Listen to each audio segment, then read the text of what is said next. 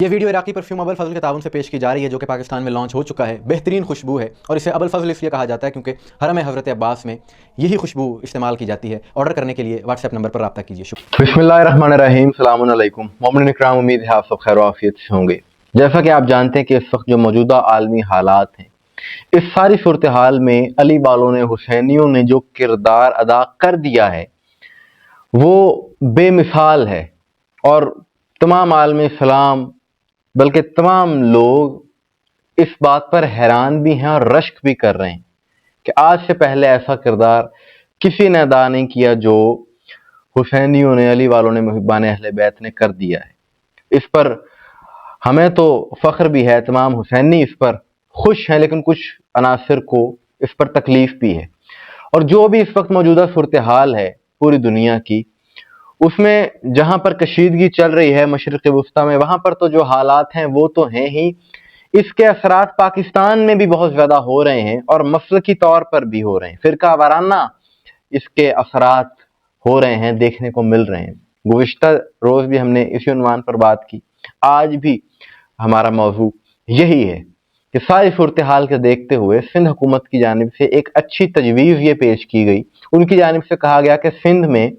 کسی ایک شاہراہ کو، کسی چوک کو یا کسی انڈر پاس کو منسوب کر دیا جائے خامنہ ای صاحب کے نام کے ساتھ، یعنی ایک ان کی یادگار میں ایک سڑک، کوئی چوک، کوئی انڈر پاس، کوئی اس طرح سے بنایا جائے، جو کہ ایک بہت اچھی بات ہے اور میں سمجھتا ہوں ہونا چاہیے، قابل تعریف ہے حکومت کا یہ عمل۔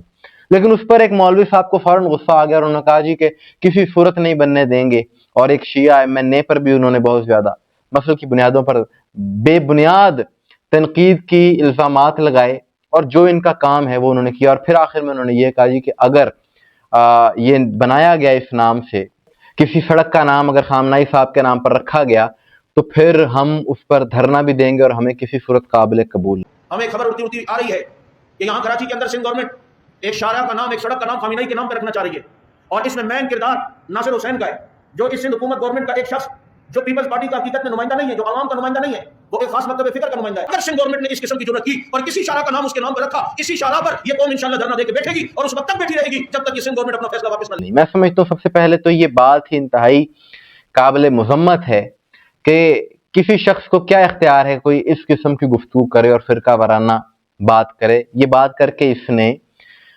انتشار کے سوا اور کچھ نہیں پھیلا، اور میں سمجھتا ہوں کہ اب تمام حسینیوں کا، علی والوں کا یہ مطالبہ ہونا چاہیے، پاکستانیوں کا یہ مطالبہ ہونا چاہیے کہ اس حوالے سے، اس نام سے لازمی کوئی نہ کوئی سڑک، کوئی نہ کوئی شاہراہ، کوئی نام رکھا جائے خامنہ ای صاحب کے نام پر۔ اس کی وجہ یہ ہے کہ لاہور ہو، اسلام آباد ہو، کراچی ہو، جب یہاں پر ہر کسی کے نام پر سڑکیں ہو سکتی ہیں، برطانوی حکومت کے جو افسران گزرے تھے، جو ان کی آرمی تھے، برٹش آرمی کے لوگوں کے ناموں پر جب شاہراہیں ہو سکتی ہیں، جب ہندو رہنماؤں کے نام پر ہو سکتی ہیں، جب ترکی کے سیاستدانوں کے، حکمرانوں کے ناموں پر ہو سکتی ہیں، تو پھر ایک عظیم عالم دین، ایک عظیم اسلام کے رہنما کے نام پر کیوں نہیں ہو سکتی؟ یقیناً یہ سڑک، یہ شاہراہ اسلام سے منسوب ہونی چاہیے تاکہ پتہ چل سکے آنے والی نسلوں کو بھی۔ تو ہمارا یہ حکومت سے مطالبہ ہے کہ اس حوالے سے کام ضرور ہونا چاہیے اور اس نام سے ایک سڑک ضرور ہونی چاہیے۔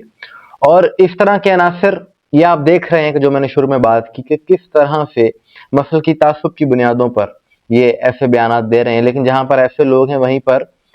اچھی بات کرنے والے اہل سنت علماء ہی ہیں۔ گزشتہ روز حافظ نعیم الرحمان کا ہم نے ویڈیو دکھائی، اور آج اسی حوالے سے مولانا طارق جمیل صاحب، جو کہ ہمیشہ محبت کی، امن کی بات کرتے ہیں، انہوں نے ایک بہترین بیان دیا ہے موجودہ صورتحال پر۔ قتل کر رہے ہیں کہ وہ شیعہ ہیں، وہ اس لیے قتل کر رہے ہیں کہ وہ مسلمان ہیں۔ ابھی اللہ ان کی کیسی مدد کر رہا ہے، یہ کیسے نامراد لوگ ہیں جو اس وقت یہ فرقہ واریت کو آگ دے رہے ہیں۔ ہمارا اختلاف ہے، رہے گا، امہات العقائد میں ہے، لیکن ابھی وہ اس لیے نہیں مارے جا رہے کہ شیعہ ہیں، وہ اس لیے مارے جا رہے ہیں کہ وہ مسلمان سمجھتے ہیں۔ تو اللہ کے واسطے بیٹھا کبھی اس گندگی میں نہ پڑو، کیا تم ظلم کرتے ہو؟ اور ایسے عناصر کی شدید نفی کی ہے اور کہا ہے کہ جی تمہیں اپنے سوا اور کوئی مسلمان ہی نظر نہیں آتا۔ یہ کیسا مزاج ہے؟ اور میں سمجھتا ہوں بہترین بیان ہے، اور ماضی میں بھی طارق جمیل صاحب اس طرح کے بیانات جب انہوں نے دیے، خاص طور پر جب محبت اہل بیت کا اظہار کیا اور کہا کہ لوگ مجھے شیعہ کہتے ہیں، تمہیں شرم آنی چاہیے اہل بیت کا ذکر کرنا، اگر شیعت ہے تو پھر ہاں میں شیعہ ہوں۔ تو اس حوالے سے جب انہوں نے یہ باتیں کی، ان کو تبلیغی جماعت میں خطاب سے بھی روکا گیا، ویسے بھی ایک جگہ پر مرکز میں وہ گئے تو انہیں وہاں سے نکال دیا گیا۔ تو ان ساری باتوں سے پتہ چلتا ہے کہ کس قدر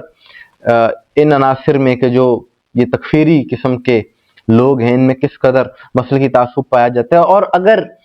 ان کی تفتیش کی جائے، حکومت اگر اپنے طور پر ایسے عناصر کے بارے میں جانکاری حاصل کرے تو پھر یقیناً یہ بات منظر عام پر آئے گی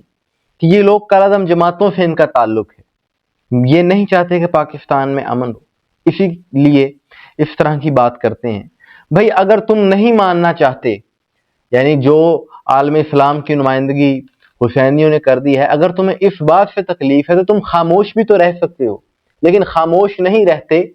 مخالفت کر کے علی والوں کی۔ دراصل یہ عالمی طاقتوں کے ایجنڈے پر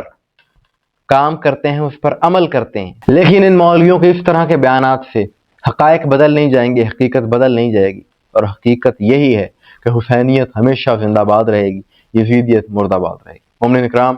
آپ کے سوال سے کیا رائے ہے کمنٹ میں ضرور بتائیے گا، مجھے دعا میں یاد رکھیے گا۔ السلام علیکم ورحمۃ اللہ۔